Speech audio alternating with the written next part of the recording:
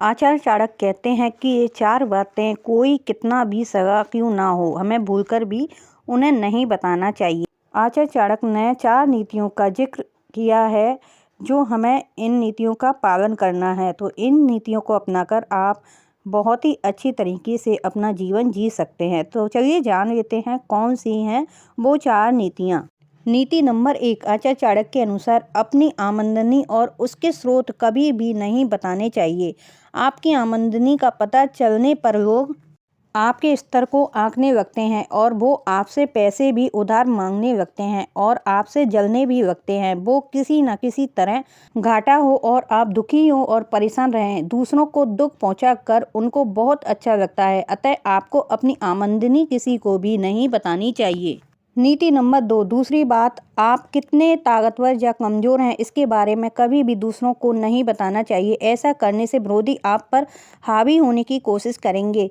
अगर आप ताकतवर हैं तो वो हर वक्त आपसे मदद ही मांगेंगे। वो किसी न किसी तरह की मदद आपसे मांगते रहेंगे और अगर आप कमज़ोर हैं तो उसका फ़ायदा उठाएंगे। फ़ायदा किसी भी तरह का हो सकता है, चाहे फिर शारीरिक हो या फिर मानसिक। वो हर तरह से फ़ायदा ही उठाएंगे। अतः आपको अपनी ताकत या कमज़ोरी की बात किसी को भी नहीं बतानी चाहिए। नीति नंबर 3, तीसरी बात, आप कितना दान करते हैं इसका जिक्र किसी से नहीं करना चाहिए। दान देने के बाद उसके बारे में बताने से पुण्य खत्म हो जाते हैं। अक्सर लोग दान देने के बाद उसका बखान करते रहते हैं कि मैंने ये दान किया है या फिर उसका ही गुणगान करते रहते हैं। हर किसी से फिर दान की ही चर्चा करते रहते हैं। अतः हमने किया हुआ दान का कभी भी जिक्र कभी नहीं करना चाहिए। नीति नंबर 4, चौथी बात, वक्त के अतीत में अच्छा या बुरा होता है। ऐसे में अतीत में हम घटी घटनाओं का वर्णन नहीं करना चाहिए, अन्यथा दूसरे लोग उन्हीं बातों से आप पर उंगली उठाने से बाज नहीं आएंगे। तो हमें अपने अतीत में हुई अच्छी घटनाओं का जिक्र करते रहेंगे। तो ये दुनिया बड़ी जालिम है, दूसरों की खुशी को देखकर खुश नहीं होती है और हमारी खुशियों को नज़र लग जाती है। फिर हमारी खुशियाँ खुशी नहीं रहती, गम में बदल जाती हैं और परेशानियाँ हमारी ज़िंदगी में घर कर लेती हैं। ठीक उसी तरह बुरे वक्त की बातें करते हैं, जैसे कि उसने मेरे साथ ये किया, बहुत परेशान किया।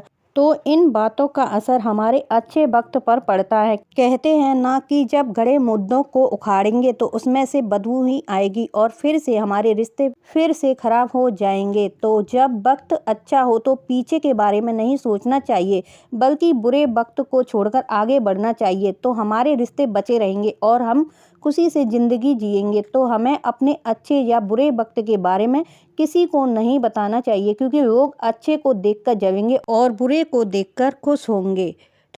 आचार्य चाणक्य कहते हैं, इस दुनिया में हर आदमी सफल होना चाहता है। ऐसा कोई भी व्यक्ति नहीं है जो बड़ा आदमी नहीं बनना चाहता हो, जिसके कोई सपने ना हो। सफलता हर किसी को प्राप्त नहीं हो पाती। इस वीडियो को पूरा देखिए, आपको पता चल जाएगा कि ज़्यादातर लोग अपनी लाइफ में असफल क्यों हो जाते हैं, वो सफल क्यों नहीं हो पाते हैं। आचार्य चाणक्य ने एक कहानी के माध्यम से सफल होने का राज बताया है। तो चलिए कहानी को सुन लेते हैं। एक दार्शनिक अपने शिष्य के साथ कहीं जा रहे थे। चलते चलते वे दोनों एक खेत के पास रुक गए। दोनों को बहुत प्यास लगी थी, तो एक खेत के पास बने टूटे फूटे घास के घर के पास पहुंचे। दरवाज़ा खटखटाया। खेत काफ़ी उपजाऊ लग रहा था, लेकिन खेत की हालत देखकर ऐसा लगता था कि उसका मालिक खेत पर बिल्कुल ध्यान नहीं देता। घर के अंदर से एक आदमी निकला, उसके साथ उसकी पत्नी और बच्चे भी थे। सभी फटे पुराने कपड़े पहने हुए थे। दार्शनिक बोला, क्या हमें पानी मिल सकता है, प्यास लगी है। पत्नी ने पानी पिलाया। फिर दार्शनिक बोले, मैं देख रहा हूँ आपका खेत इतना बड़ा है, लेकिन इसमें कोई फसल नहीं बोई है। आखिर आप लोगों का गुजारा कैसे चलता है। वो आदमी बोला, हमारे पास एक भैंस है जो काफ़ी दूध देती है। दूध बेचकर कुछ पैसे मिल जाते हैं और बचे हुए दूध से हमारा गुजारा चल जाता है। रात काफ़ी हो गई थी। दोनों रात को वहीं पर रुक गए। आधी रात को दार्शनिक ने शिष्य को उठाया और बोला, चलो हमें अभी यहाँ से चलना है। चलने से पहले हम उस आदमी की भैंस को चट्टान से गिराकर मार डालेंगे। गुरु की बात पर यकीन नहीं हो रहा था, बल्कि आश्चर्य हो रहा था, पर वह उनकी बात को टाल भी नहीं सकता था, इसलिए भैंस को मारकर रात में ही गायब हो गए। यह घटना शिष्य के मन में बैठ गई। 10 साल बाद जब वो सफल आदमी बन गया, फिर उसने सोचा क्यों ना अपनी गलती सुधारने के लिए उस आदमी से मिला जाए और उसकी आर्थिक मदद की जाए। अपनी कार से वह उस खेत के पास पहुंचा। शिष्य ने देखा कि वह उजाड़ खेत अब फलों के बगीचे में बदल चुका था। शिष्य को लगा कि शायद वो आदमी भैंस को मरने के बाद सब कुछ बेचकर चला गया होगा। फिर वो वापस लौटने लगा, तभी उसने उस आदमी को देखा। शिष्य बोला, शायद आप मुझे पहचान नहीं पाए, कई साल पहले हम आपसे मिले थे। वो बोला, कैसे भूल सकता हूँ मैं वो दिन, आप लोग बिना बताए ही चले गए। उस दिन जाने कैसे हमारी भैंस चट्टान से गिरकर मर गई। उस दिन के बाद कुछ दिन समझ नहीं आया कि क्या करूं। जीने के लिए कुछ तो करना ही था, तो लकड़ियां काटकर बेचने लगा। उससे कुछ पैसे हुए तो खेत में बुवाई की।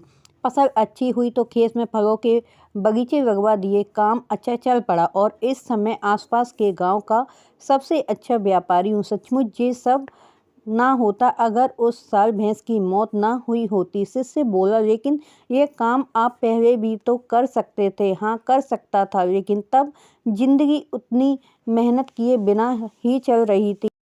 कभी लगा ही नहीं कि अंदर इतना कुछ करने की क्षमता है, तो कोशिश ही नहीं की। लेकिन जब भैंस मर गई तो हाथ पैर मारने पड़े और इस मुकाम पर पहुंच गया।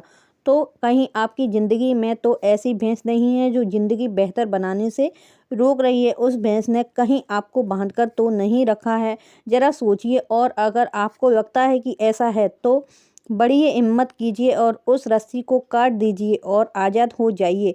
आपके पास खोने के लिए बहुत कम है, पर पाने के लिए सारा जहां है।